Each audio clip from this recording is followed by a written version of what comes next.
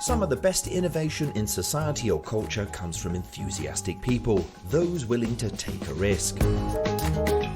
As the old adage goes, however, well meant can often be the opposite of well done.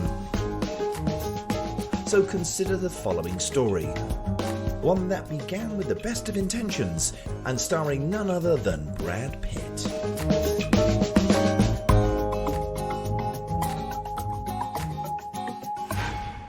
Hi Heidi and hi Brent. Hello again. Ahoy. Welcome to episode 29. How are you doing? Pretty good. 29. Wow, that's a lot of episodes.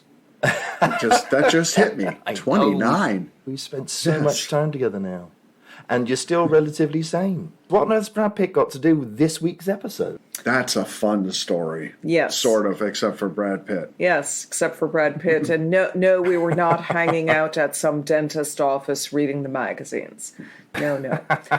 There was a story that started just after Hurricane Katrina devastated New Orleans, where Brad Pitt started a nonprofit to rebuild sustainable houses with innovative materials in the lower Ninth Ward, Nice. which is one of the poorest and lowest lying areas of New Orleans.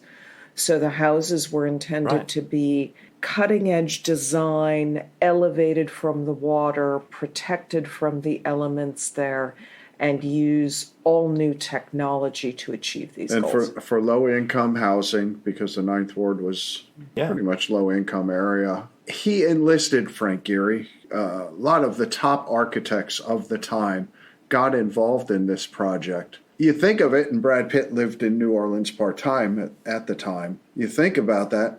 A city was devastated. Someone with money and influence comes in, brings all the brightest minds together, does something good for the community. What could possibly go wrong? What could possibly go wrong? Most fateful sentence ever. Well, clearly, something did. Those houses were all built between about 2009 and 2010. Okay. Come around to 2022, which we have today, I think maybe 10 of them are standing. Oh. Yeah. It was about 5 years in, and people were realizing that some of the hardboard material that you used to clad the outside of the house was rotting from the inside out. That the roofs were not suited to the climate and the rain and the wind that you get in New Orleans. Right. There were a lot of small problems starting to crop up that never got dealt with, and many of these has had to be demolished. Because they're just not livable anymore, which is terrible. You've tried to do something for a community. You've created low-income housing. You've created innovative housing, but you didn't pay attention to what happened after you got the publicity for it. Right. What we're seeing with this story is, what was the follow-on? You're using innovative building materials. Was anybody monitoring the success of this material? It's such a hard story to hear because the only way we thrive as a country, as a universe, is with innovative people wanting to take risks. Absolutely. That's the core of creating a good society. Well meant is the opposite of well done. You ended up with a situation where, if we were speaking from a business process point of view, where was the governance there? Sure, you brought in Frank Gehry, but did you have a materials committee? Did you have a longitudinal study on what's going to happen with them? Did you have follow-on? Were these properties monitored? It sounds like they weren't. Was this just a one-off in New Orleans, or were other houses built in other parts of the United States? That was part of the initial PR that we've created. We're changing the way affordable housing is made for the entire world, and that was part of the Brad Pitt Foundation story. I don't know that it actually went anywhere other than New Orleans. I don't think it did. When we were reading it and thinking about it, why wasn't this used as an incubator or a lab? Find out how the materials are doing. Figure out what you need to make, what adjustments you should make. Don't let this become a PR nightmare for you, which it recently has become a PR nightmare for them. Even if it's his foundation, it's still his name, and that's the danger of having your name. Yeah, which is a huge shame because it's incredibly noble as a cause, as a project. Tip my hat to the guy. And it would be, the PR spin on this now, or the right way to approach this would be say, hey, these houses were built in a hurry to serve a need. We know that this design doesn't work. We are improving this with phase whatever on, these houses that we originally built will be replaced. Yeah. I think what really shocked us, or at least it shocked me, is we always assume that people with resources get good advice. And as small business owners, we would always ask, well, what's the longitudinal? What's going to happen if? Yeah. How long am I liable for this? Because as small business innovators, which we all are, we carry that burden into every project. I found it stunning that there was no long-term follow-up on these, intended or planned, Right. and that none of the builders who were engaged with this saw anything but a handoff as needed. Here I am, I live in New York City. My building is fairly low tech. The highest technology in my building is my doorman. So I maintain my doorman by taking him cookies and giving him a tip at Christmas.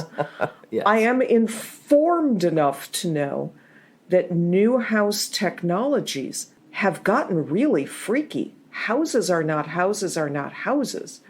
And so none of these building innovators considered that homeowners might need long-term support to find out, how does the air exchange work?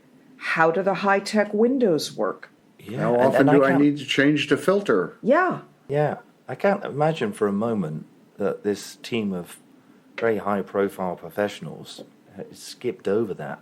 And there's code for different places. Denver's very dry. New Orleans clearly isn't. Yeah. It's very humid. Well, it's interesting when you think about the liability question.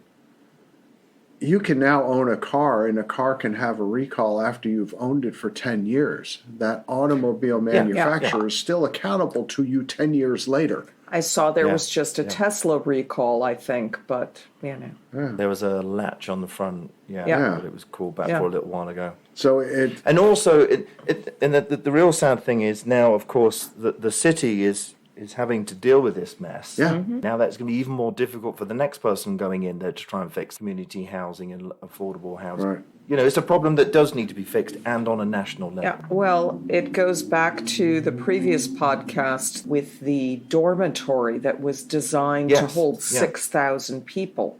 with no windows. With no windows. And I think that it really goes to innovation. Yes, desperately we need new ideas. Yeah. But you cannot let these ideas go without structuring them as an incubator or a laboratory to test and come with results that then modify the process. Every time we innovate in an organization, there's always an intake process, there's a results measurement, and there's an acceptance evaluation.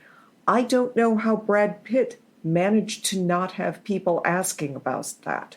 And that's your message to anyone you work with, is you've got to go through those processes. Don't shortchange this project and end up where Brad Pitt unfortunately now is. Yeah.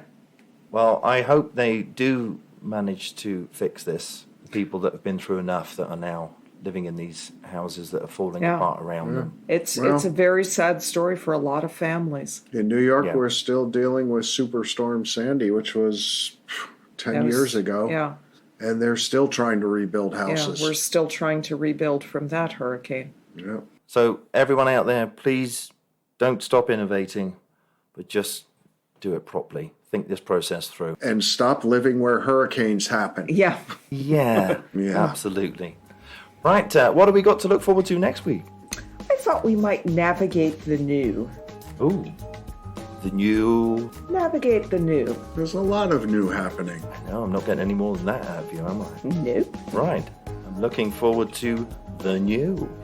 Right, well, have a great week, and I'll see you guys next week. See you next week. We'll talk next week. Take care.